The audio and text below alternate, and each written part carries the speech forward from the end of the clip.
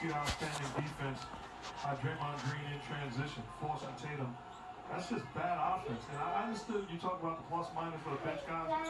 They're not the ones that's going to put you in position to win a game. Yes, we go. Good evening, good evening, good evening. This is Prime Time at Independent Thinker at the great studios, Love 97, Thompson Boulevard.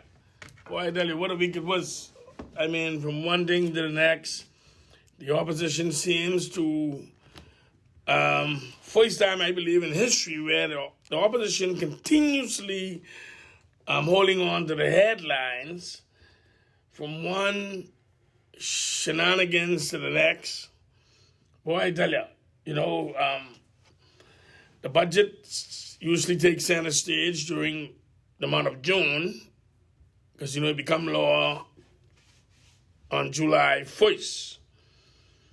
And the budget debate is mostly being overshadowed by the opposition. I mean, back and forth of information that Bahamians were unaware of. I mean, I heard some information today that persons from personnel who represent the country abroad purchasing lights, 10,000, mirrors, 5,000, chairs. Boy, I didn't know being a foreign representative for this country, you just have a carte blanche of privilege and opportunities and to spend money like that. But boy, I tell you, from one thing to the next, it really amazes me for the amount of things that have been happening lately in terms of information from the previous administration. And, someone need to tell Dr. Minnis that he is not the leader of the FNM. He's not the leader of the opposition. Someone have to tell him that because he's continuously overshadowing the leader of the opposition, and it appears that he's doing more. To me, personally, this is no consensus with no statistics. It's based on the continuation of his opportunity to speak to the media. He continuously appears that he's just making it harder and harder for the Free National Movement. Someone need to tell him that he's not the leader or the leader of the party or the leader of the opposition. Trust me. They got to pull him aside. He's doing more damage than good. And I guess it's in the studio, but I had to share some light for the record purposes because all these shows are recorded and can use sound bites to play at later dates. And I had to make mention of some of the things that the former Prime Minister, the Right Honorable Hubert Alexander Minnis, been making. And, he at one point, he is stating that the government should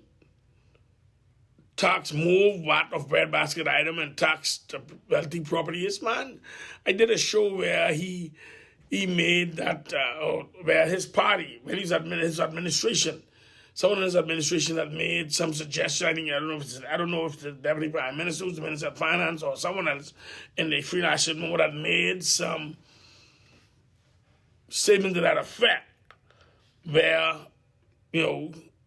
they increase fees on the wealthy, and the letter was sent, I think, from Live Key or somebody's out there, back to the FNM and asked if they're crazy. Now he expect that he lost. He want the present New Day government to do something what he tried, and he never even get started. They sent him one letter. I don't remember. I could read the letter in the next show coming. I have the letter in my bag. And I can read that next show when I come back next week and maybe elaborate it before I begin my show about him, but the increasing of fees on the rich and what they tell him. But he's trying to, seems like he's looking over the small man by telling this government to eliminate VAT on breadbasket item and charge the rich property owners. I can give you the statement. He stated that They charge wealthy property buyers and scrap the breadbasket VAT. He had to forget that when he take office in 2017, he increased VAT. His administration, led by him, increased VAT from 7.5% to 12%. And it wasn't no pandemic. It wasn't no COVID-19. The world was in shutdown. And he increased VAT. And he's the same one that stated during the campaign of 2017 that there will be no increase in taxes. And he said that the increase in taxes is lazy. I remember his quote, that it was the lazy way out.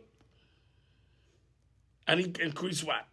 Now he trying to tell the New Day government what they must do when he and his administration themselves couldn't get it done.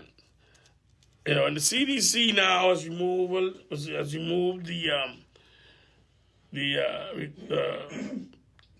the travel visa requirement or COVID testing requirement, which is a good thing.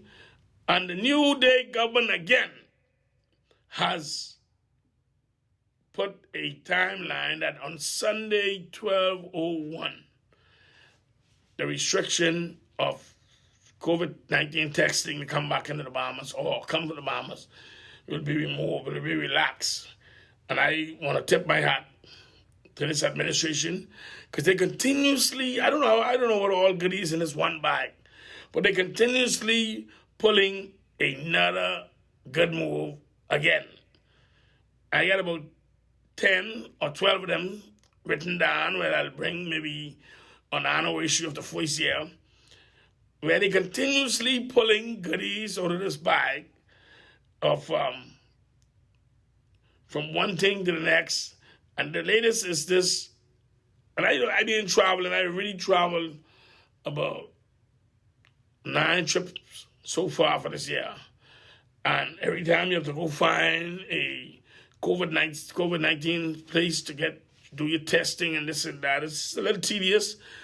It's tiresome. It's time consuming, and you must have it. And if it don't reach in time, and you can't get on the plane, it's extra burden. And this government has seen fit to remove the requirements as quick as they are able to. I tip my hat in that respect. Again, another good move. Another good move. I like to see what the next move is because they've been making some great steps. I don't know, I tell you, I don't understand. How is it that the Bahamian people, if this President Prime Minister, the Honorable Philip Brave Davis, continuously to pull these good stuff out the bag like this, how is it that the Bahamian people didn't ask for Mr. Davis to lead the last administration? It appears that the country to be in further ahead if he were the Prime Minister from 2012 to 2017, the last PLP administration. And it just amazed me how the former Prime Minister, the Right Honorable Hubert Alexander Minnis, has gone on record as saying that the Bahamian people should expect the PLP. I mean, let me read what he said, because I really don't want to mix it up. He said that, asked about the solution, when he asked about the solution, Dr. Minnis and the PLP administration, he states that the country is worse off since the New Day government has taken office. I mean, Dr. Minnis, boy, he was trouble. I must say, I don't usually come and start my show directly by highlighting one person's information like this. But I had to do this because there's so much information that you continuously spew, and it's just nonsense. I mean, you're saying that the PLP administration and the country he states that the country is worse off since you knew the government. The country was closed down under him. It's a limited amount of business happening in the country. we had to keep on borrowing in order to keep the country afloat. Pastries were shut down, the stock market was shut down, people wasn't waking, the hotel them was closed down, the airport was closed. I mean, so much things the Bahamian people could thank this new administration for. It leave you the whole night to continuously reading everything that happened. And he's saying that the country is worse off. Dr. Menace, boy, it appears that you want to make sure that this PLB administration go too straight. You know, we ain't had a too straight since 1997. The last thing I got to read reference to Dr. Menace is that he want to tell people what to do, and he's the same one would back up on the 150-year lease agreement with the cruise line and said that he think that 150 years was too much. But when you're giving a cruise ship company, a foreign company, foreigners, 7 acres of land, and they're only obligated to pay $14,000 a year, right? And VAT is excluded. $3,000 a year for the seabed. I don't know why they have to pay for the seabed. It clearly mean that it'll be exclusive to them. That means other persons cannot come and use the seabed or use the beach. When you buy in the seabed, that's what I take. That's what I take it when they say that they're paying for the seabed. That's nonsense, man. If they happen to have any corners or any kind of strength, or any kind of notoriety in their party, they need to tell Dr. Menace to take a break. And my view on the matter with the Member of Parliament for Long Island, Mr. Listen to me. You're innocent till you're proven guilty. But if I was you, I'd resign. Remove the not only embarrassment, but remove the distraction of the job for the opposition. The job of the opposition in this country, when it's at that number, you only have 5 years old, 6 years old, whatever. Remove the distraction, son. Step back, resign. Deal with your personal issues. And because you're innocent until proven guilty, and just move on the side so that you wouldn't be a distraction for the job for the persons who need to keep the government account for decisions they make in this country. Any government would like if you to stay there and be a distraction while they control the country.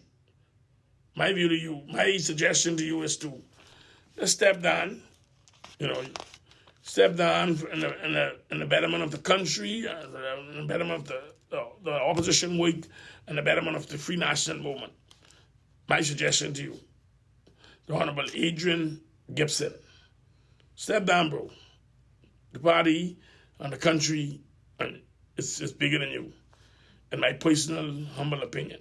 But tonight show, I have a special guest in studio, Mr. GLEN BAIN. He has a show here every Tuesday night at 7:30, Maritime Talks, and he's in studio with me tonight. We're going to talk some, because my name is Marlon Johnson, a.k.a. Independent Thinker. I'm also a captain, so I have some minor knowledge about the sea life. I've been on the sea now from I was 15 years old, so I have a little knowledge about the sea life. So I have chats and reference what's happening in this country in terms of the maritime affairs, what's going on in this country in terms of the sea life.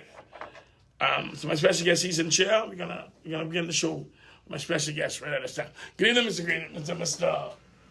GLEN BAIN. How you doing? Yeah, Marlon. Good evening to you, man, and always a pleasure to be with you on your show. Mm-hmm. Let me just let the nation know that, before my show started, you were the catalyst. You were the one that I came to. You were the one that held my hand and told me this is how you got to do it. You introduced me to Mr. Jones. You told me the do's and don'ts of the show.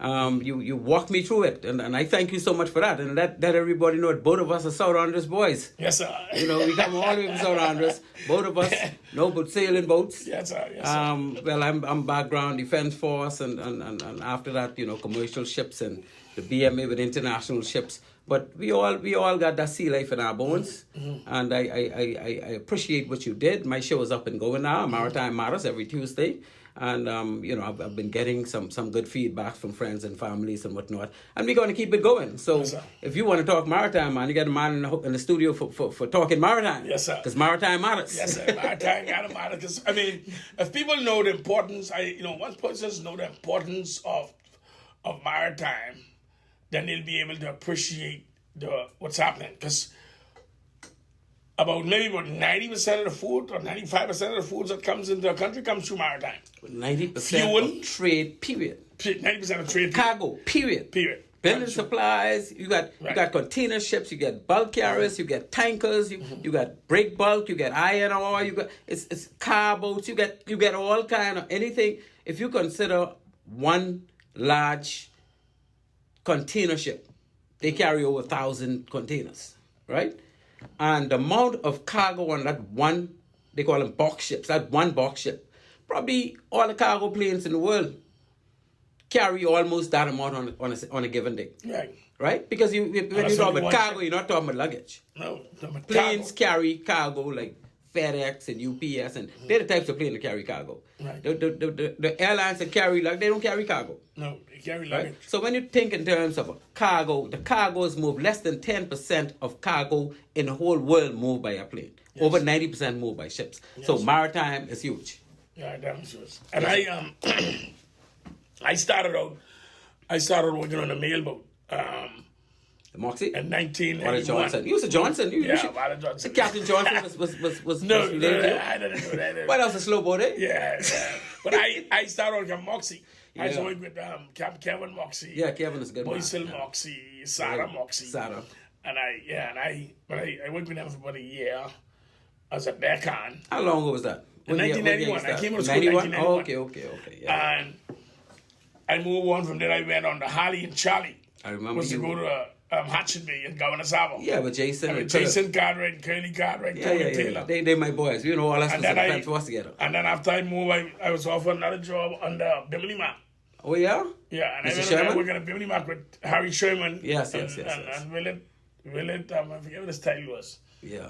Willett. And But I remember the Bimini man. yeah, Bimini Mac. We used to go, but the Bimini Mac, we used to go to Bimini, Cat Key. offload, Bimini Cat Key, then go to the States once. Right. Once every 2 weeks. Do a short trip to the States Yeah, and come to right go back. only for one day. We used to go there that morning, reach Miami that morning, Right. load all day by the Betty K shipping dock, and then come back, leave back out midnight, be back at Bimini, because Bimini is very close to America. Very close. So it close. only take us 5 hours. Yeah. Right. And 60, I worked there for 70 months. maybe about 2 years or so. And then I left, and I went on the Bahama wave, and I went on the rural business. Right.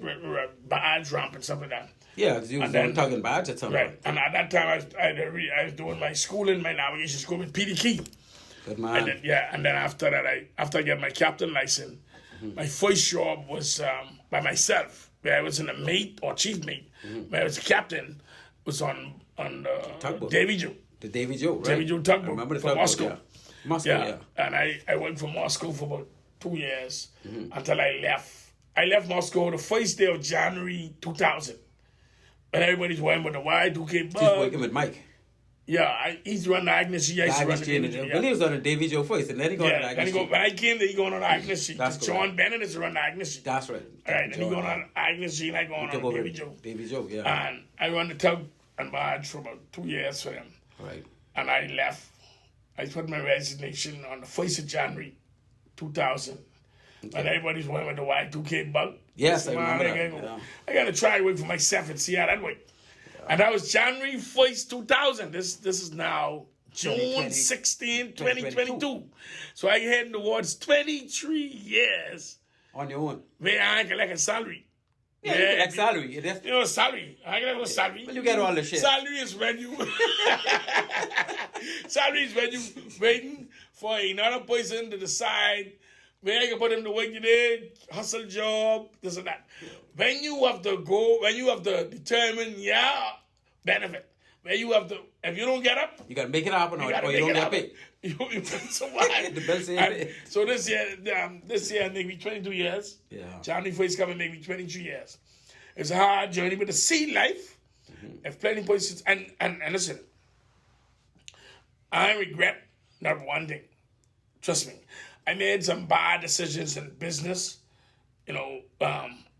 Around the marine life. Want to do boats that you saw a vision, but it wasn't perfect for what you wanted for, and stuff like that. But I regret one day, I think that the government, in my personal view, should put a greater emphasis in the curriculum and trying to create a package of a curriculum package where it includes swimming, learning children how to swim in school, how to swim, how to work on boats and something to try to encourage persons to go towards some marine life.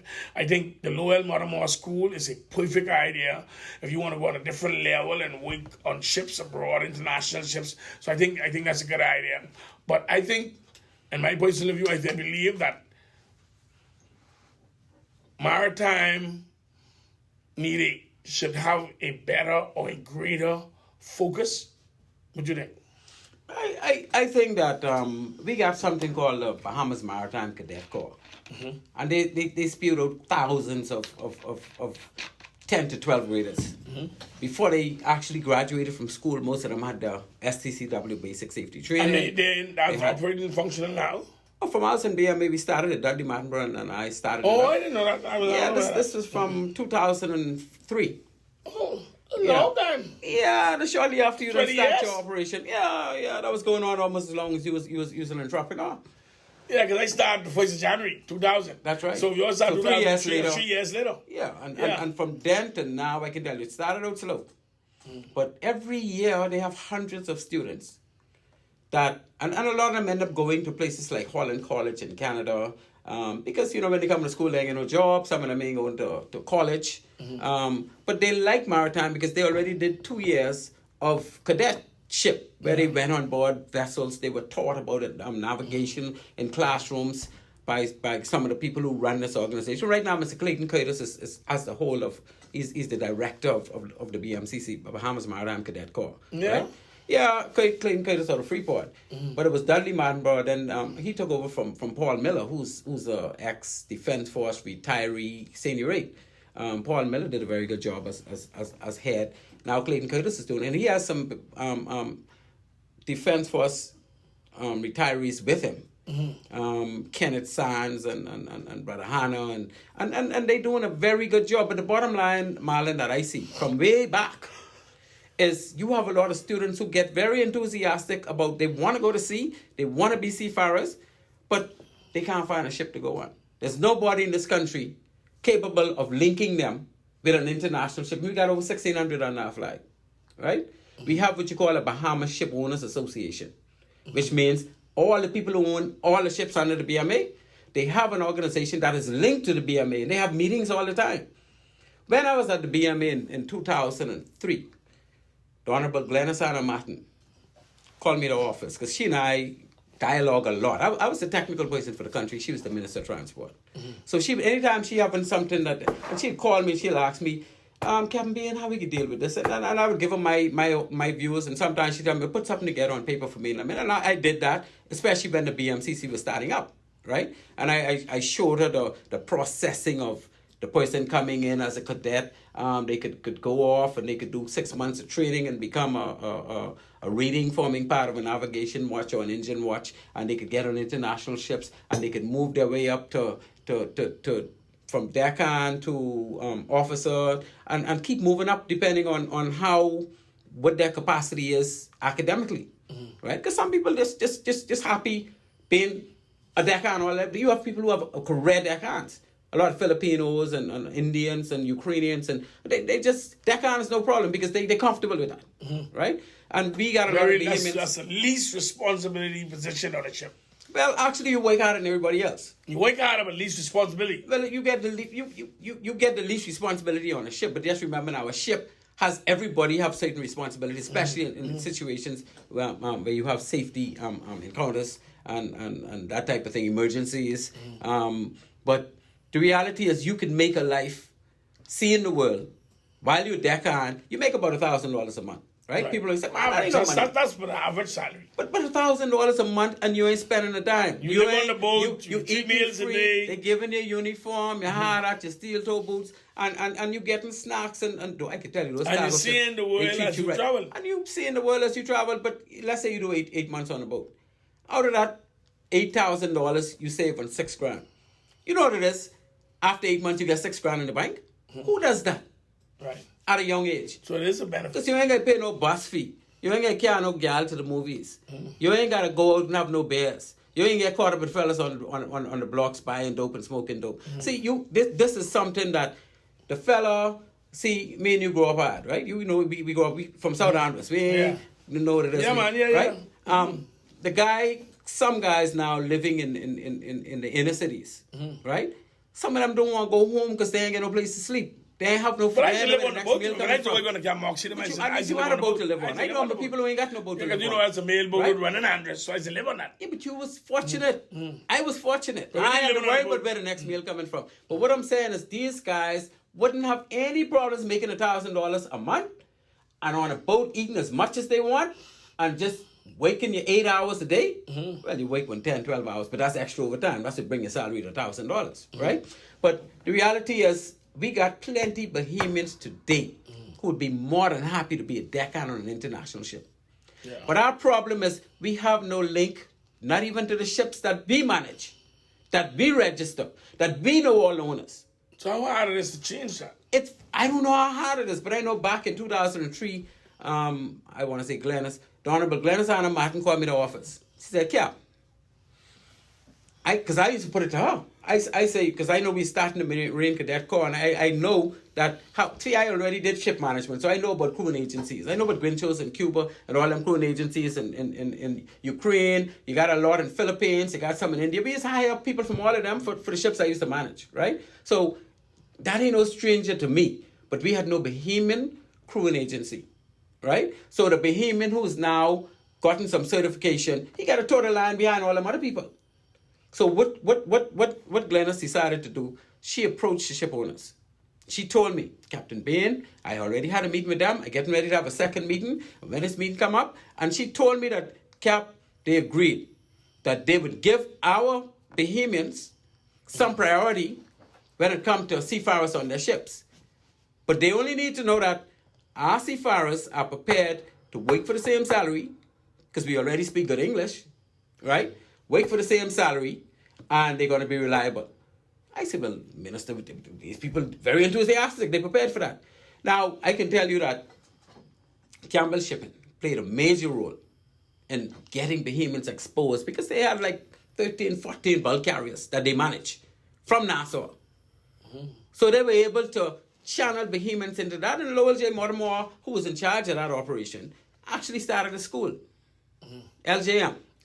Right? LJM primarily fed people through the Campbell system to get exposure, to get certified, because you're not going to get certified unless you actually sail on international ships, if you want to be an international ship certificate holder, right? But they actually did that for a lot of students. But there were a lot of students, too, that went to LJM, but because they were not sponsored, they paid their own way.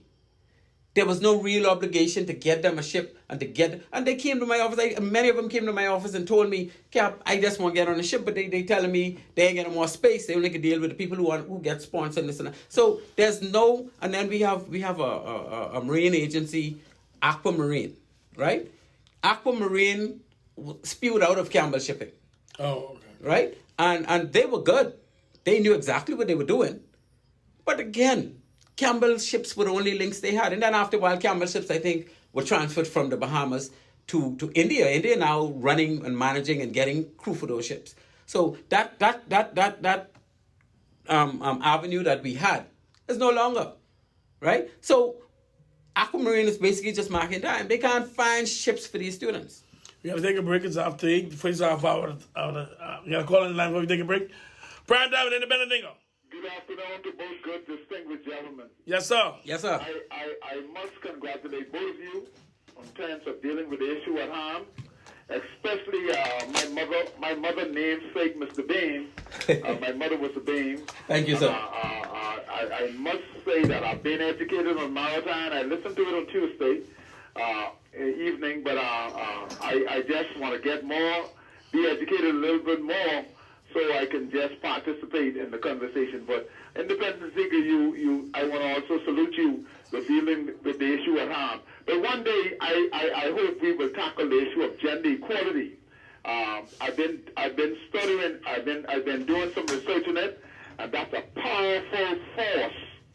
It's coming from the liberal force, and I think it come in a form of a conspiracy. So I know that it's coming, and I hope we as 100% alpha male man prepared to deal with it. But I want to say I salute both of you again for being educated by both of you. So I want to say Happy Father's Day to all of the men in this country, and I want men to take on the responsibilities and dealing with your children and your grandchildren if you do have any, because guess what? This liberal force trying to change the world, and you better participate in your children's life, because guess what? This gender equality is a conspiracy behind it. So you guys have a wonderful evening. Yes, sir. Yeah, hey, Brother P, go on. Dr. P called my show once. I think that's the very first show. And he ain't called sense. I didn't ask him what I do, man. Because he said he's but he need to call. He only got Herbie. Herbie calling for the two of them, man. Herbie's the boy. Yeah, before we go to break, I must ask you, and I want you to respond after the break. How is it that the Bahamas in 2023 have to be dealing with matters where a cruise ship are dumping sewage and their garbage in the Bahamas as a dump site, when the Bahamas is supposed to be paradise? And what can be done to penalize? And does the Bahamas has adequate, sufficient maritime laws to deal with these ships and great penalty for the vast amount of sewage that they pump in Bahamian waters? We take a break, and when we come back, continue our conversation with my special guest, Mr. Glen Bain. I'm Independent Digger. Right back. We're back live at the Great Studio 1197. My special guest in the chair, Mr. Glen Bain, a former retired Marine. He's now a harbor pilot. And listen, Maritimes on Tuesday. Maritime Matters on Tuesday night, right here, 7:30. You could catch him. If you plan on buying a boat and you need some information, or you want some ideas, you want to understand what's happening, you want to just use a boat for fishing, pleasure fishing, listen, call his show, ask him. He give you good, sound, responsible advices. And listen, I trust him. I know him. And listen, I guarantee you'll get the best possible advice and information that one would need based on your question. But before the break, I had asked a question in reference to how is it that we have an organization called the BMA, the Bahamas Maritime Authority. And you have ships, cruise ships, registered under this organization, which has the responsibility of these ships. And from time to time, allegations and reports comes up where ships are pumping their sewage into the sea, and it appears that it's a very hard control process. Right. I say that to say this: if you were to get a container of materials come from the States, custom will put look like a little small barbel and a little small plastic tie or something. Is put it in the door. In order for you to open that door, it have to be cut and it has to be popped. How is it that cruise ships are allowed to control their valve and allow them to pump sewage overboard when you have to go on the ship and you have to go onto the ship in order to verify that this was taking place or to stop it and prevent it? And there's no is there any laws to say that, hey, if you ever lose this valve and allow sewage to pump, the penalty is this? I mean, are the Bahamian laws adequate to deal with lousy, worthless businessmen who own ships that they allow persons to pump their sewage because they for whatever reasons, they don't want they don't want to pay for sewage removal. I mean, why would they do that? And these are the same places they bring their guests to enjoy, but they still do things that is very detrimental and dangerous to the environment. Why would they do that, Mr. Bain? Yeah, Marlon. Well, first of all, cruise ships are designed to discharge not raw sewage, because they have sewage treatment plants installed on board cruise ships, right? But that's black water. Gray water would be water from the shower, water from the dishwashers, water from, the face bowls. Black water would be from the toilet. Right. Black water and gray water supposed to go through the sewage treatment plant. And on the other end of the sewage treatment plant, it's supposed to come out as treated, right? And they have a filtration process, and then some of it can actually be recirculated for use in certain areas of the ship, and some of it goes to a tank where it could be discharged. But you could discharge gray water, I think it's either 20 or 24 miles away from any land and that type of thing. In some cases, 50 miles away from land. You got various distance under the MAPO, the Maritime Pollution Prevention Convention, right? Which the Bahamas is a signatory to MAPO and SOLAS and STCW and all the rest of them. So we're signatory to that. But cruise ships are normally caught because in many cases they are seen by surveillance aircraft of the U.S. Coast Guard, right? We don't have surveillance aircraft that goes out looking for this type of thing. Coast Guard are trained to do it, and they send their port state inspectors on board that ship once the aircraft get trapped. Now, you have to account for all of your waste oil. You have to account for all of your sewage. When did you get rid of it? How did you get rid of it? Because if you have tanks that hold gray water, you got to pump them sometimes, right? You have a record book to determine how much is in it now. You can go and dip it. When last did you pump it? Where's the receipt? Which port you pumped it in? And all the rest of that good stuff. Now, like I say, once they're over so much miles away from land, they could pump it. And they'll put that in their book. We pump it at such and such. But we have a lot of cruise ships that do short cruises. They do 3-day cruises in the Bahamas area, and then 4 days going down to Cozumel and the Mexican Riviera, and then coming. They keep doing that because the idea is they want to get people on board those ships with fresh pockets for the casino. Right. They make most money off the casino, right? So if they could get 2 sets of people on the boat in 1 week, that's fine. But in doing these short cruises, they never get the distance they need to be based on the MAPO regulation to pump. So what they do, they have to pump somewhere. They're not going to pay for truckloads and truckloads. They wouldn't be able to offer a cruise for the price they offer it for. They have to pump somewhere.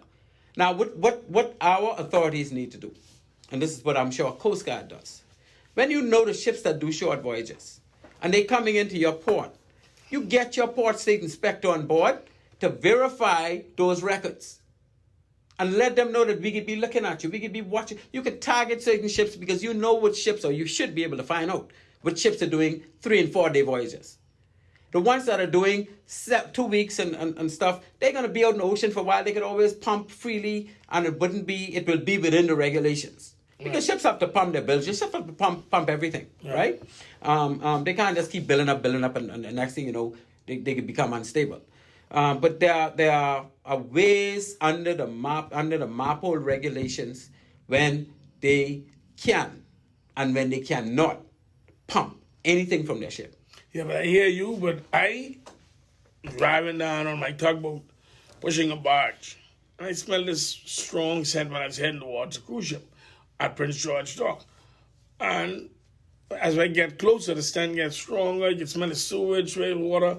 And I look at the one side of the ship. It was pumping water overboard, and the sewage was running down, following the current going down the harbor. So and I call control, harbor patrol. I tell them, I say, man, such and such a ship is pumping sewage, and they say they would make, and they send some port people out there to them, and they stop. But then it should be, and I noticed, and I think 2 or 3 weeks ago, the United States court ruled and fined them guilty for pumping water in the Bahamas. They did. They did, and like I'm saying to you, see, you call the port department or the harbor control. Yeah. Right? There's only one person in this country that can go on board a cruise ship unannounced and challenge them as to what's going on with this pumping. Let me check your records. That's known as the Port State Inspector. We have one. At this time, it's Kenneth Carey. He worked for the Bahamas Maritime Authority, the BMA. I used to be a Port State Inspector. I was the first Bahamian Port State Inspector. I took over from Colin Leggett, who was British. He was the first, so I was the second. And Mr. Delaney took over from me, and then now we got Brother Carey, Kenneth Carey. He's here? He's based in Nassau. He works at the BMA, and he has an obligation to inspect certain amount of ships that don't carry our flag. And he could go on any one of our ships or any other ship in the port at any time and conduct an inspection, right? But who knows about this? Now, see, we should have a regime of at least 10 port state inspectors. Yeah. Right? These are dozens. But the BMA don't want to pay for 10 port state inspectors. They don't want to pay for 2. Because they don't see it as important in our country. The BMA is based in London. But we are a country They're based in London. They don't care about what we do here. Yeah, but they need them. Why they have it in London, though? Because the government allowed it to be in London. Ain't no reason for it to be in London. So do we benefit as a result of it in London? No, we lose. Because the amount of money they pay to be in London is astronomical. And then the way the world is today, right? With technology. We don't need to be in London. No, they don't. They had Mr. Davy Roll over there for years. Yes, and it was totally unnecessary. They don't need to be in London. And if they're in Nassau, they can have more port state inspectors just from that unit. They could use, the Coast Guard does port state inspection for the whole of the U.S. Why can't our defense force be doing port state inspection? They can. But they just have to be authorized by the BMA. The defense force doing it and using the Harbor Patrol unit base for the office right there. That's what I'm saying. And then not only that, by the defense force being the Marines, they have authority. But somebody got to care. Somebody got to want to make this happen. Only the Minister of Transport could do that. 326-8255. 326-8255. Now, by you saying that raises another question. During the COVID-19 pandemic, there was I went off hens and chicken, the gingerbread ground. Yeah, they was anchored out there like mad. You had about at least 15 ships anchor off Great Strawberry, Little Strawberry down the back there, right? Hens and chicken right there before you reach the Gulf. And I said to myself, who is supervising or who was doing that? Who was a person or company to make sure that those big cruise ships that was anchored there for months wasn't damaging the reef with the anchor? Wasn't pumping? They had to pump the sewage there for months, and they had a volume of crew on board. Yeah, they had a small. Those cruise ships are designed to carry over 3,000 passengers, right? Some. They have capacity. Well, all of them. Not you ain't gonna find a cruise ship today that was recently built would carry less than 3,000 passengers. Okay. Right? Even the Fantasy them back in the days was carrying 24,000 passengers. And the Fantasy was the very first one of when you start talking about real cruise ships. The Fantasy was about 70,000 gross tons. You don't hardly have ships being built with under 100 gross tons. But in any event, the ships were basically dead ships. They were not in operation. They were basically in laid up state, right? The crew on board the capacity they have with their sewage treatment plant and their tanks and stuff, in my opinion, the crew will take months before they need, compared to if they have a ship full of passengers. Okay. Right? So as far as that part is, I don't think there was an issue, right? As far as dropping anchor, the thing is, you have Port Everglades in Miami, which hosts most of the cruise ships today. Well, let me take this caller. Go ahead. Hold your daughter. Prime Diamond Independent Nigga. Independent thinker. Good evening, sir. How you doing? Right here, man. Let me quickly say, top of the evening to you, and I see you still carrying the mantle. And you have Captain Glen Bain with you this evening. Yes, sir. Showtime. How are you, sir? Mr. Glen Bain, how you doing, man? All is well, my friend. You guys are so informed and tell us unbelievable. Thank you, sir. To the show, you guys have informed me about so many things, man, I tell you. It's unbelievable. But independent thinker, I liked how you started the show off, and not to change you guys' subject or anything like that. Politics But again. listening to Menace and how he represents himself and the free national movement in the House, man, I am convinced, no disrespect to Mr. Menace, I am convinced that, you know, people when they lie so much that they start to believe their own lies. That's the old Russian trick. People who think they lie so much that they think they know it ain't the truth, but somehow they believe in it's the truth. That's a Russian formula. Mr. Menace is You- delusional. I yeah. do it. For the kind of things that he's saying, he's run on it, he has to be delusional. No, listen to me. The election, I think he called election. Sometime, I think, as a result of him calling an early election, and he miscalculate because he short himself of almost a year of controlling the country. He short those who was enjoying the privilege and pomp and pageantry and the salary, maybe even if they wasn't working. But, you know, he short them some time, and I feel that he hasn't get over it. Because he's no longer the leader of the opposition. He's no longer the leader of the Free National Movement. And he's still grabbing the mic and speaking all the time on every issue. And, you know, just playing, he's so innocent, and he just, You you make know. it sound like, oh, if he had this job as the leader, what he would do and all this. But he already had the job. He already had the job as leader of the opposition. He was leader of the F&M, and he had the job as leader of the country. So he had the three opportunities. You know what he reminded me of, independent thinker? Yes, sir. Remember when we were young and growing up, we used to be on the bench and we were right there hoping we get a chance to play. And we hoping that when we get ready to go in this game, we can perform because we want to play so bad. We're watching other people play.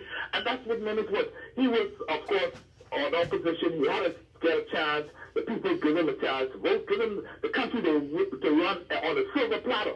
Okay?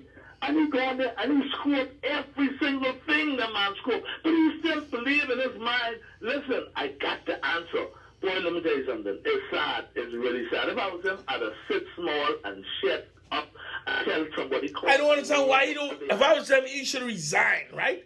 Allow a new person to run in Kalani and hope they win, and just go into the sunset because he's politically finished. And he must understand that. He is politically finished. He have to be working for the PLP. He have to be helping the PLP do some things and having the opposition distracted because he need to go home.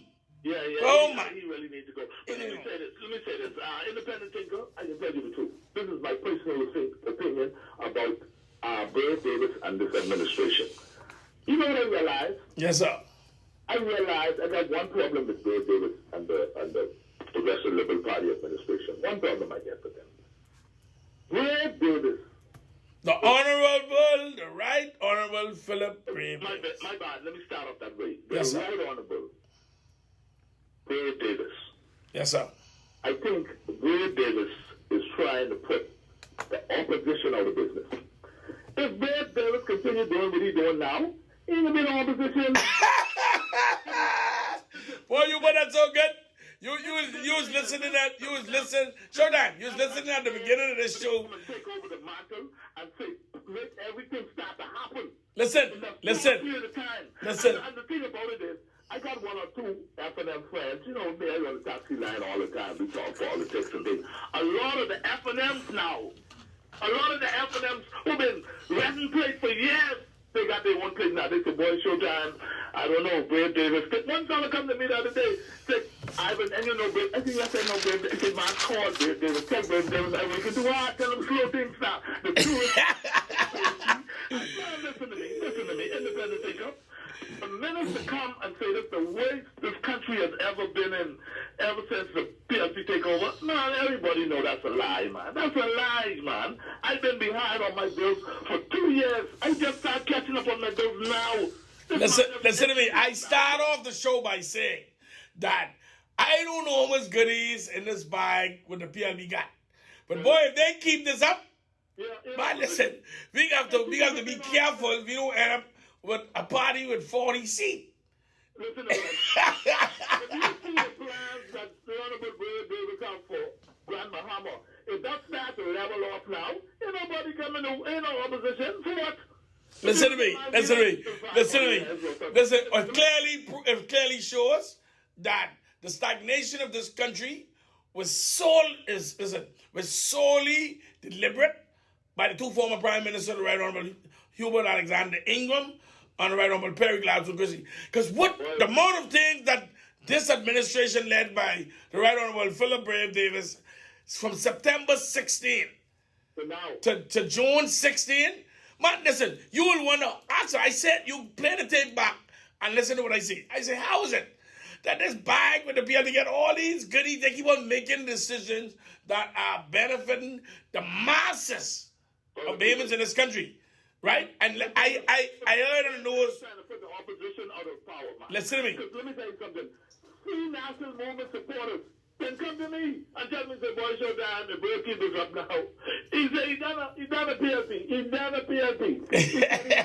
But you ain't seen none yet. And you ain't seen none yet. Cause trust me, I heard him say right before the news, before he started the show, and he was on the news and he said that every and anybody in this country who want to work will be able to work when you see this budget kick off July 1st in this country. Any and everybody. You hasn't heard, you hasn't had a prime minister said that since Lyndon. But listen, I've been listening to the situation with Gibson, right? I can be honest with you. I am yet to understand why Gibson don't come to the mercy of the court and say, Their Honor, I made some mistakes and this is the situation. Could I plea bargain to this point? Because no, he can't plea bargain, you know. Huh? Listen. The greatest person to do plea bargain is the Minister of National Security. Wayne QC, Honorable Wayne Roosevelt Monroe.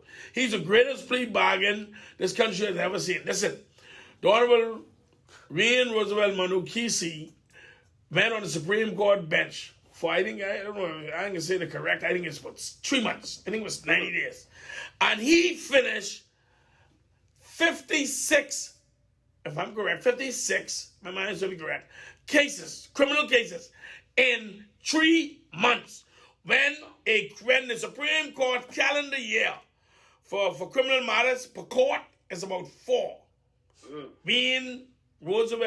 Honorable Wayne Roosevelt Monroe did 56 criminal matters complete in 3 months sitting on the Supreme Court bench.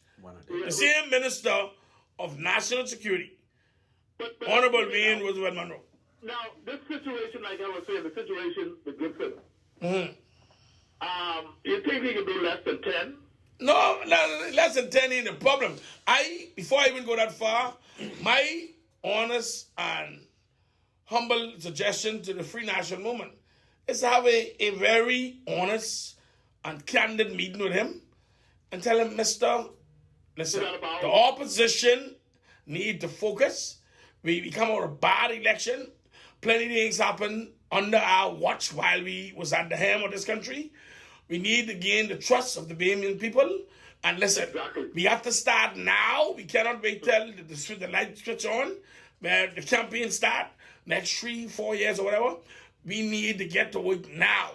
We need to... I cut them off and let them know. Because Minister said himself, Minister said any member of Parliament during his tenure, any member of Parliament who's caught doing anything that is whether it's illegal or it's immoral or it's taking bribe, whatever it is, he said they would be dealt with. Man, listen.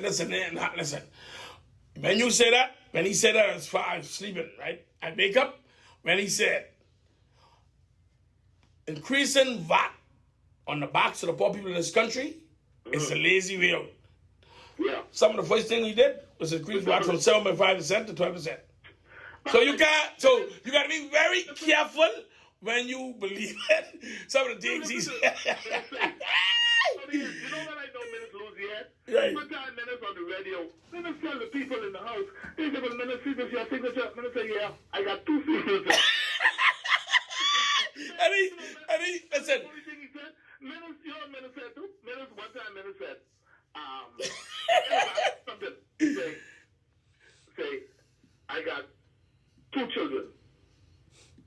boys. Man, listen, all I try to say, show that. That we have won the thing of the election. What the election name now? So he already won. They won the advance poll. How you know you won the advance poll? No, listen to me. That man is delusional. Listen, I don't understand, right? You know, but listen, Ben, he's delusional. listen to me. I can tell you this. Ben, they had the F&M convention, right? And Honorable Michael Bentard won, right? I said, right? For Michael, in my personal view, I felt that in order for Michael Bentard to show that, you know, that it's a new direction, we're gonna change course, we're gonna pivot, we're gonna own up to our mistakes, but we're gonna start planning forward, you know, strategies, solutions, ideas, and stuff for the country. He's supposed to get rid of them 3 F&M senators, right? Take them out. They was part of the problem when the F&M was in power, right? The former member of Parliament for Pinewood, what is his name, Ramin, the former member of Parliament for Abaco, Henfield, and man, listen, get rid of them. Bring some new people with some new energy, you know, and to show that, listen, my brother, we preparing to win the next election. We're going to start putting our plan together now. We're going to get focused. We're going to work hard. And listen, he got the same fellas them, right? Yeah. But he ain't got no political clout when they had Capt. Menace is delusional. I respect him as a doctor and his profession, and maybe he's good at it and all that. But this man is delusional. There's nothing that he says. You remember you with Alexander Ingram? What did he say? I say what I mean. I mean what I say. That's just the opposite. That's the opposite. He can't substantiate. He don't know how nothing go, and he jump up and say it. Now, I tell people, if Human Ingram was in charge, all that money was spent on this whole hotel or this place where they in Dungeon or where the places where they pay all thousands of dollars for a rug and thing. They gotta be on their head. If you can rip the government off for half 1,000 or 2,000, you say something you get one hotel room would cost maybe $500 when you only pay $150 for it or something. You can get away with things like that, but don't come with these outrageous prices. You know, that somehow or the other, they're coming back. They're coming back to haunt you. And listen, and the statements he make, he don't have a problem with it. You know, what's so big deal? I mean, listen, you know, and I say that yesterday when this came out, I said that they really think the Treasury is their personal money, toilet. The personal, and I hear someone was saying, yeah, man, that's he girl, he can do what he wants. But I don't think he would say that. I don't think he would say that. I don't think the person say he said that, but I didn't know it. Maybe listen. She may be a close friend of them in the F&M. Because they start with Maritime Council members in F&M. So that's why he may make a statement that. And, you know, but he need, in my personal view, he need to shut down. And about somebody just step out of politics. He can't win no more. You know, a friend of mine said to me when he see all this nonsense, he say, there's gotta be a plan to bring back the former Prime Minister, the Right Honorable Hubert Alexander Ingram. I said, in the F&M? He said, yeah. Second, they can't be serious. They got Dr. Bennett still talking. I said, there's gotta be orchestrated plan. I said, y'all gotta be crazy. Y'all can't be serious. I mean, they cannot be serious. Until that F&M party, and the thing about it, you know who I blame too? A lot of those members of the F&M party, they didn't speak up and they were supposed to. No, some of them still in shock, you know. They gotta be shocked. Talk to the people any kind of how. A lot of them sit back and shut their mouth and they ain't say nothing. They just gone along with that. That's why I respect those fellas like Lawfus, Roker, and all them boys back in the day.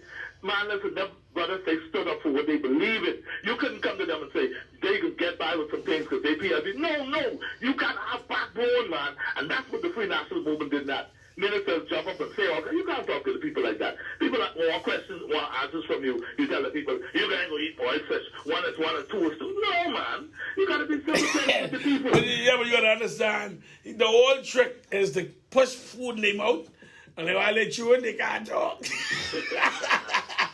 Anyway, listen, thinker. Yes, sir. Gotta go, but listen, continue the good works, man. You're holding the mantle, my brother. Yes, sir. You're holding the mantle and putting feet, fire to their feet. And the Captain Bain. Yes, Showtime. My pace up, brother. All the time. I don't have much minutes to call. One time I just called and run with the minutes before they get to me. You say you're making plenty money now, man. All right, so Pace of power, my brother. yeah, 326-8255. That's Showtime. He's also a media personality. But boy, he got nothing to say. I tell you, listen, I don't understand for what it would be. How is it that a living organization like the Free National Movement, it's like they just can't pass some things. Listen, revamp the Senate, right? Appoint some new people who support, who's prepared to work hard, who's talented, educated, knowledgeable, and ready to work. There's plenty of work that need to be done, All these goodies, the PLB coming, because the PLB ain't stopping. They on one roll, and the first night the PLB went, they moved the concrete barriers from that road. The people complaining every day on. The first thing they do, that night, right after the election scores, they say, the PLB is the government. They start doing things, right? They start doing things. They open up they move the curfew from 9 in the evening till 12 midnight. They automatically start doing things. And people say, is it that easy? Is that easy to change some things in this country? Just like that. And they was on a roll ever since. And they still pulling goodies on the bag. While Dr. Miller is still talking fool. And he never had to listen to Dr. Off. Because talking fool is a very serious thing. 326-8255. Before I call, he's talking about the anchorage and the damaging of the reefs done from those cruise ship anchors off the Ginger Bear Ground, off Great Harbor Key. And the social media had it where someone who was there had pictures. I was asking you this. Did we had, based on your limited information or knowledge, were there a crew of officers or a separate branch of the Ministry of Transport who had responsibility to oversee those ships being anchored off there with all those reefers and make sure that there was no sewage around there to contaminate the reef, because we don't have any problem with the global warming and plenty of the corals are dying and stuff like that based on the reports I see. I mean, who is trying to protect the environment? I mean, who are persons you could call and get factual data and information and reference to the damage that these people do, who don't care about Bahamians, who don't care about the Bahamas, who don't care about paradise, who they don't worry about it, because if they damage you and you become weightless, they move to another place. Who has the responsibility and authority to deal with these worthless business people who don't care about us? Okay, the cruise ships, first of all, Marlon, are basically regional. They have a group of cruise ships that come to this region, but the major ports, Port of Miami and Port Everglades, are not designed to keep all of them in port at the same time, right? They can keep some, but some are always sailing. Yeah. Now, when all the sailing stopped because the CDC decided you ain't taking on no passengers in Florida no more until we finish and we feel it's safe, pertaining to the pandemic. You had a whole slew of them. None of them were sailing, right? But all of them, they had no business. But all of them can't fit in Port Everglades. Right. So ships are designed to anchor, right? We'll never see that again if there's no pandemic, because you know that never happened before. No. Right? Never happened before. Now, do we have designated anchorage areas in the Bahamas for large ships? We probably don't, but we should. And if we had designated anchorage areas, what would have been wrong with them going to the designated area and anchoring? These ships, they have nowhere to go. They can't sail. We gotta understand cruise ships is our bread and butter in this country. Right. And if they have a pandemic and they're not making a dime, I understand some of them is losing like $100 million a day, right? When they look at all the revenue, they of course they get paid most of that.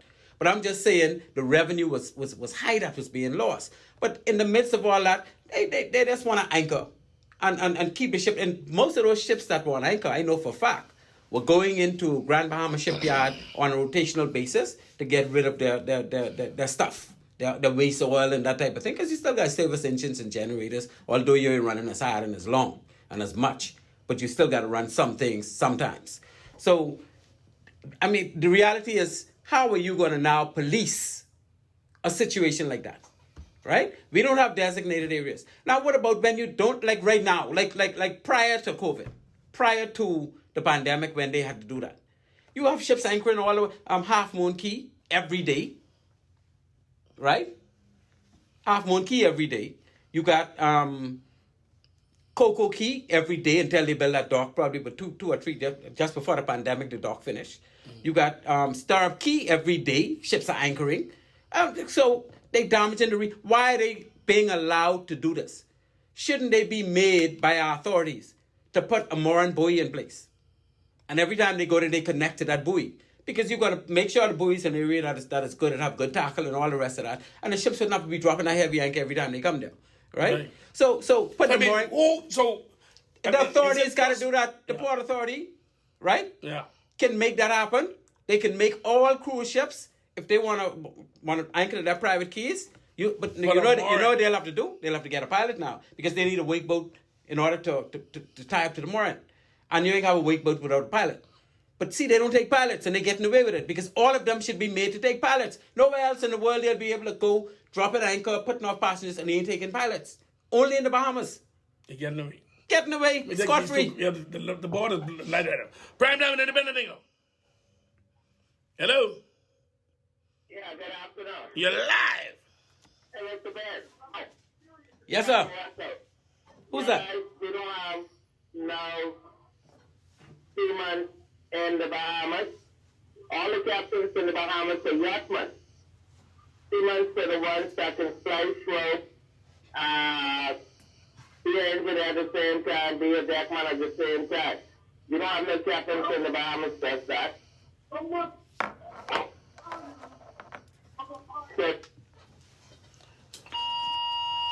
Caller, you gotta fix that phone. Every time I come to you, the previous caller saying that we don't have the amount of seamen that can splice rope, tie bolting, and be a proper seaman. Prime Time and Independent nigga.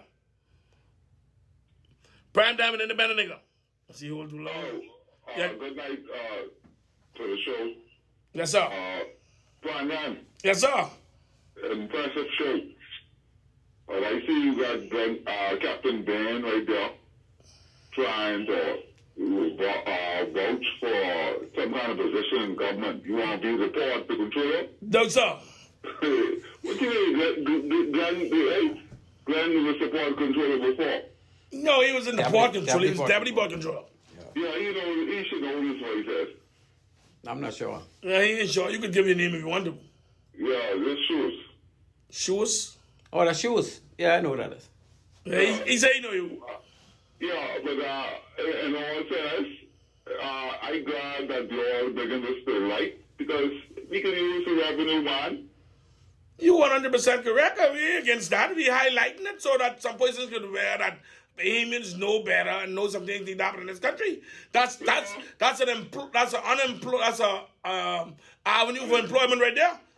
Yeah, exactly. And I've been listening to the Maritime show, but I ain't calling. But I see him trying to vote to try to get some kind of position. No, man, I asked him the question and he freely, I ain't paying for this, he freely gave me the information. So what kind of position they could offer me, what I would take? I don't want a position in government. He's a former Marine. They're supposed to control all this thing what you talking about. But you need somebody to take over, but he ain't asking for no job. We never talk about no job, bro. I say he needs the job to make sure this thing happens. Oh, you saying he need the job so it can happen? Okay. Yeah, to make sure it happens. All right. I can't take the job. No, he needs to put the legislation in so he can get the job to make sure these things happen. Yeah, but he ain't looking for no job. Not him. He ain't listening to no job. Hey, look at trust the me, China now. I on my way out. I turned 60 last week. Listen to me call up I-47. And if things go as planned, I selling all my business by end of the year. By December 31st, I won't be. That's it. I ain't looking for no job, man. You said that would be, you said, as long as you live, you said that new nation building. You was a Bahamian. You and Glenn is a Bahamian. You need to be done. That's how you pointed it out. No, we pointed out. No, you're highlighting it because plenty Bahamians, right? They only use the boats to go do little fishing in. They go to regatta. They catch a mailboat, but they don't understand the vast responsibility, the capabilities, and the importance of certain things that need to happen in this country. Because see, we benefit from the tourism, right? We benefit from the tourism. But we got to limit the damage to the environment. At the same time, we have to create a balance. So, if they don't have no authority in charge, that's where you step in. No, but they have authorities in charge. They just ain't doing what they should be doing. Yeah, but see, what he's saying is that there are persons in charge. You have a port controller. Born right. You have a port authority board. You have a port authority board. You have a BMA, a Bahamas Maritime Authority. Ministry of Transport. You have the Ministry of Transport. You have different arms of government that either they understaff, right? And under the capabilities that is needed. Listen, I had a good friend of mine. She has a master's degree in maritime. Her name is Rebecca Darling. Listen to me. She has great ideas about the loss of revenue that the Ministry of Transport, right, with these yachts and seabed and listen, and it appears that at the time we made as a conversation, nobody really tried to capitalize. That's loss of revenue. It just baffled me, right? This is a new day, buddy. No, she ain't doing it this time. No, listen to me. She hasn't been, what I'm talking about is past administration, not this administration. This administration, so far, continuously putting low and good things on the bag. You know? And not now, right now. Exactly. So Glenn can still do some nation building. Yes, sir. He can even volunteer. Yeah, but he's available. He right now volunteering on my show. I ain't paying him $1. Come here to talk all this information. He good for that. But then he volunteer and getting this thing right. So we will have to be worried for this thing down the road. You see what I'm saying? Yes, sir. BDF power shoes. BDF power. Yes, sir. Yes, sir. I got you. Thank you, Gordon. Thank you. Prime time and independent. 326-8255. You got another call at 94. Prime time and independent. Man. You're live. You live too, man. Go ahead. Captain Ben. Yes, sir. How you doing, man? Top shape, my friend. You will be good, great, man. I've listened for the honest thing. I've listened here from the transport officers, the name, because I'm talking about the ones who fall them in the boat strategy with the Cubans. You know, Yeah. The Flamingo incident. Yeah, we had a whole month of that last month. Yeah, the BDF had a whole month of recognition plus. No. You talking about on my show, yeah. He was, man. Okay. He was, man. Yeah. Hey, but Mr. Ben, one thing I mean, like, y'all got any equipment to dive in black water? To drive in black water? You know, down in the ocean? Or to dive? You could call it ocean, right there in front of Cable Beach, there, right there, that little patch of water by Bahamas, which is to be crystal green before the Chinese dug it out again. I remember that, like, even by the Prime Minister's office, where they had the little body of water would go around on the side of the road, almost look like a little beach. And the Chinese dig it out now is black water. I understand that there's certain lines that I think that staying body of water. I don't know if that's sewage, because when you pass it, sometimes you can smell the sewer right in front of our man. No. You gotta send me I got a boat. If you got the actual, I can carry you there and we take picture. You can walk. You can just get out your car and the fence right there, go up over the fence, you know. Right by the golf course, then you come in before you go to Bahamas, like on that State Street, heading on You know what Ray Sanders beaches? Huh? Ray Sanders beaches? Yeah, no, that's across from Goodman's Bay. Yeah, that's Sanders Beach. Not Sanders Beach. That's Goodman's Bay. Goodman's Bay, yeah. Yeah, right across from Goodman's Bay, and even like a part of it is in front of the place there. They're building that new building. Yeah, that's a new ocean condos. Yeah, but I mean, it can't only be me seeing that, man. It's that there in the Bahamas. You see that around in China and places where they are polluted. Everything is polluted, and the water is. I mean, I don't know what they're growing. I told a friend of mine who's far from my day. I told him, man. He said, why do you think the world so dark? I said, well, I don't know, but I can tell you one thing. Chinese like dragon. They have a dragon growing under there. Yeah, nice scholar. Free thinker. Yeah. Have a nice night. Yeah, listen, he's talking about the coral reefs and anchoring, and then the 48, pilots. yeah, 12 more minutes ago. You Go ahead. need to put mooring buoys in place, right? They need to connect the moorings. They shouldn't be no cruise ships should drop an anchor nowhere in this country. But you know, The same thing off Freeport outside, where they have pilots carrying ships to anchor off outside of Freeport Harbor. They should make all them put. They should be moorings. they shouldn't even have to put They it. shouldn't have to drop no anchor. They should listen. Wake boats and moorings. Listen, wake boats and moorings should be. We should. Can you set That up a anchor company? can't drag, because Can a lot of can times you it's an set up anchor a company dragging. there, you put down moorings and let them pay rent to tie their moorings. That's what I'm saying. So I mean, why they allow them to drop anchor and do this? Why Because why is it? authorities, they ain't paying no attention to how things work in the maritime field. The thing is, the people who really have the expertise to deal with a lot of these things are the BMA, but they're in London. They don't care, but all they want is register ship and make You know how money. long people been saying why they have this office in London? And we know, I don't know if we have even our boat registered who stays in London to the BMA. Well, they register a lot of boats through the London office, and you know who get all the job to register those boats? Because when they register and you got to use the local attorney, the attorneys in London, the British people. If they was to move that whole office to Nassau right now, that Playing these lawyers putting on a weight. they'll have all kind of work. I mean, so we just like to be, what it is. Man, I don't know what it is. I think I know, but I can't say on radio, right? I can tell you later in years. Right. But we got some people have influence on that organization, and the government is letting them have their way. Prime time and independent nigga. Independent thinker. You're live.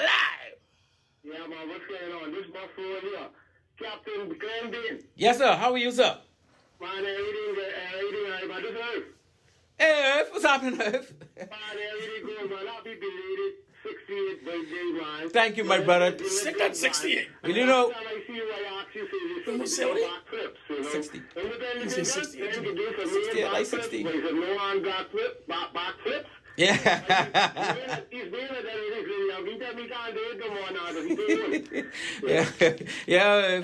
Well, you know, back in the day, you know, if I turned 60, that means you ain't far, because me and you grew up, you was a couple of years behind me, but you was right there. I could tell you independent thinker right now, you go me up. Yeah, you go. I could be 53 in September. I know. I know what's happening. Yeah. But independent thinker, what you think with the furniture man up in Brussels man? Man, listen. See, with the Bahamian, listen. Caller, listen to me. Caller, listen to me. See, we, the Bahamian people, need to demand greater accountability for public funds. Because some people don't understand that not because it don't come out directly of your account or out of your wallet that you ain't paying for it. Your taxes paid for it.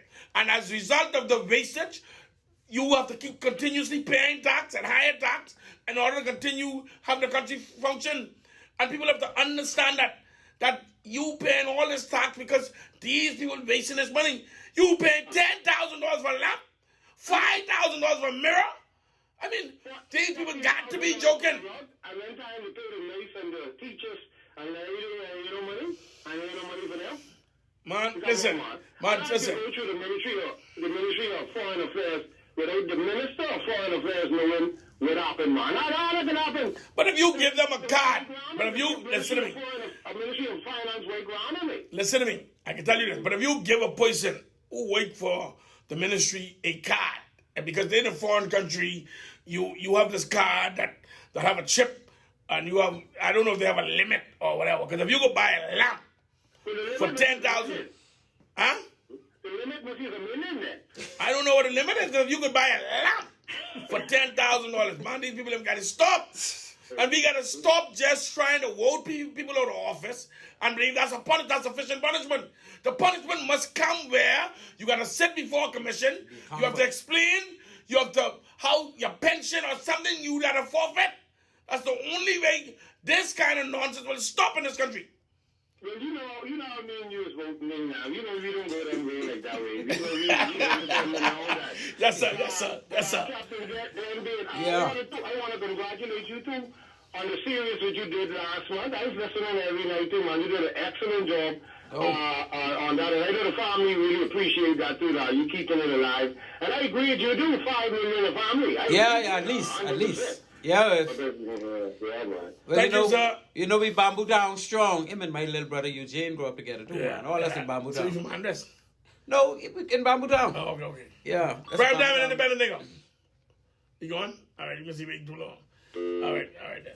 Yeah, listen, we 6 more minutes. Go ahead. Listen, we got to stop at the reef and the anchorage, but that's a perfect job for someone. And the With BMA coming back to NASA to regulate all this stuff. You know, the BMA used to be the Maritime Affairs Department in government, you know. Only when in 1990, in the mid-90s, they decided they can go whole into going out there to register ships under the flag and make more money from registering ships. They opened a London office and they started the Bahamas. The Maritime Authority then became the Bahamas, the Maritime Affairs. Became Bahamas Maritime Authority. Right. And all Irma Mackey now, and Katie Clark and Pat, Patricia, all of them had to actually transpose from working for government and remain and work for Bahamas Maritime Authority, which they now not being paid by the Treasury. They're being paid from the authority because that's quasi-government. So they have their own budget. But when they do. But when that happened, all of the obligation. Do you know that some time ago, if you own a mailboat and you register your mailboat under the Port Department, you go to the Bahamas Maritime Affairs. They will register your name, but give you a Bahamas flag where you could go to the States, right? And your captain would get a license, and free of charge. Once you register with the Port Department, free of charge. After the BMA came in, they changed the law, and everybody, all Bahamians getting a captain license, got to now pay like the foreigner, right? Mm-hmm. All the Bahamians who register in their boat, got to pay like the foreign boat. All that changed after they changed from Maritime Affairs to Maritime Authority, and that was wrong. And then they go on to London and stop checking for the Bahamas. You go on London, they live in them expensive apartments and condos. They family. I don't know if they live in expensive. They live in expensive. But the office is nice. Listen to me. I did this lately. Yeah. I made some investigation. Mm-hmm. I started it about the budget for the Bahamas Maritime Authority and stuff like that. But they only allow you limited information. Right? So I did stop for a while because some other incident. And they live in front of the hog over there. And, but they pay for their own house. Not only that, listen to me, man. Yeah. What I see, we lose it.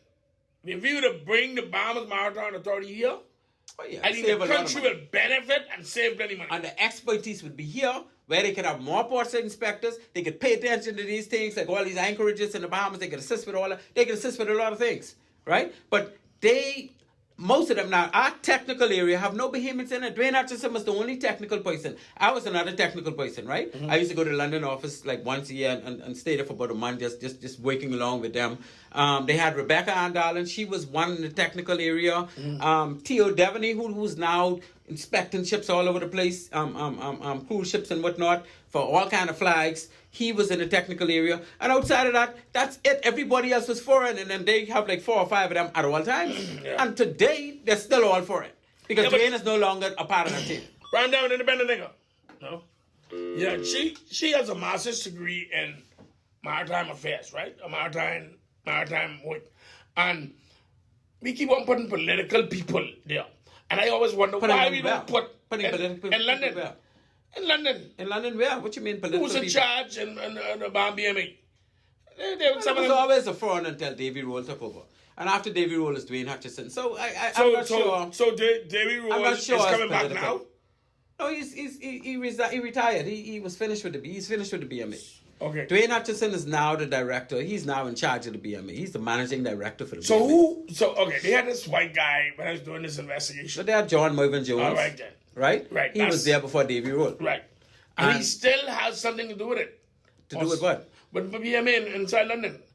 I tell you, the information I started to get on it, it clearly shows that it was just a slush fund. You're talking about something different. Me and you could talk about outside the radio. Because I know exactly what you're talking about. All right, then. I can't call nobody. No, because see, what happened is I started digging it. Oh, that's but what I I'm was digging. distracted. I was distracted, But and then you know, nobody seemed to want to do nothing about that situation as far as the governments, the administrations. maybe they are unaware. Oh, they totally aware. They're aware. Yeah, I can tell you they're aware because I told many of them, and I talked from the top. Even the current prime minister I spoke to about it. But it's a new day now, you know. It's a new day. That's why I spoke to him before. It was a new day. Now let's see what happens. So some things to change. But it ain't changed they may yet. have that goodie in the bag. It ain't changed yet, but Well, that goodie got to come out. They been pulling plenty good things on the bag, Mr. Beard. That goodie got to come Not out. my friend. gonna come out. You get 1 minute. We thank God, boss. I tell you. Listen. How do you invite me to show more often? Listen, you ain't have no problem with that. Once I you got get a no problem problem with with that. that. Listen. I want to bite See, your mind, anytime you call me, I come in. Indeed. But I come in. If I want to see, I come in. But once you call me, I come in. Yeah, you see what happened is plenty of points you The don't know the politics- magnitude. let me tell you, when it comes to politics, you know that carnival song they get, drink water and mind your business. That's what I could do. No, see, I ain't getting in no, the you ain't politics. getting in the I politics. can drink water No. and mind my business. No, I'm a political animal. Yeah, leave that to me. You talk. Let me about talk maritime. Maritime. Yes, sir. And I will talk with politics, maritime politics. I ain't Indeed. gonna. You do I'm your thing. ready. I'm with you on that. Listen, I'm waiting for them. You see, the political people in this country controls the power, right? And if we try to don't connect the dots, the ordinary citizen will be lost. Because they think if we talk about some captain for this and that, they understand. I can push Listen, maritime forever. Listen, maritime. They can't do nothing with me. I'm 60 now. Yeah. And I got my little investments. And even if I had none, you know, I could drink water and mind my business, right? I from South Andres, we grew up off crab and conch, and I could go back and do that. No problem for me. Well, listen. I ain't never scared. Hey, listen, you got two F for them MB. One said, say, listen, when the reporter put the mic in front of me, say, 6 months of the year, I mind my own business. The other 6 months of the year, I still do business. That's it. So don't ask me about other people. They say, man, they walk off and say, man, he talking fool. They go on the next F for them MP. They put the mic in front of me, say, 2 goat and 1 sheep. Oh, he's a mess. Well, tonight's show is brought to you by Greens and Things on Nassau Street. Listen, if you want a nice salad, a nice salmon or snapper, and a nice salad. Top of that, he had that salad today when I get one of them from them today.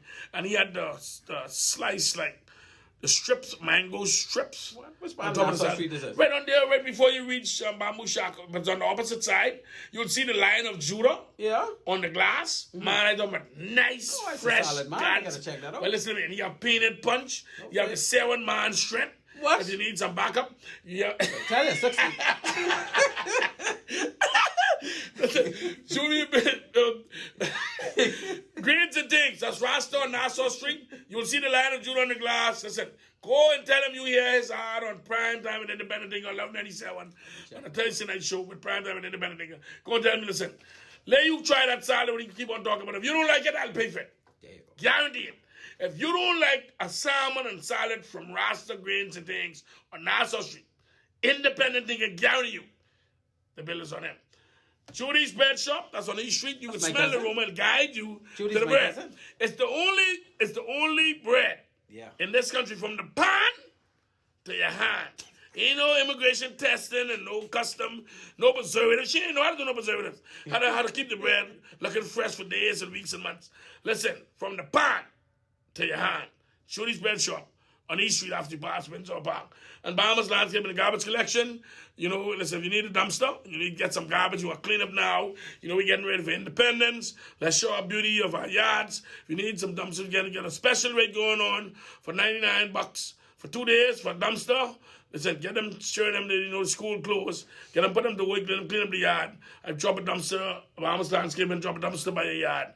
376-2301. That's 376-2301. Mr. Bain, I must tell you. I had a good show tonight, man. I enjoyed it, man. Listen, yeah, you had a good time. And it's a greater vast of information that Bahamians are unaware.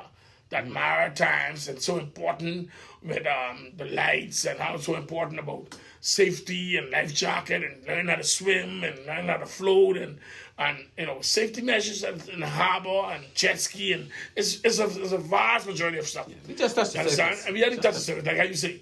And whenever you need me, let's go. Me say, listen, boy, come, let's talk. Let's talk some Maritime. Use the captain, do. Let's go. Dave. I ready. I ain't never scared. Thank you very much. If I can talk politics, you know I ain't scared of Maritime. I tell you I that. ain't never scared.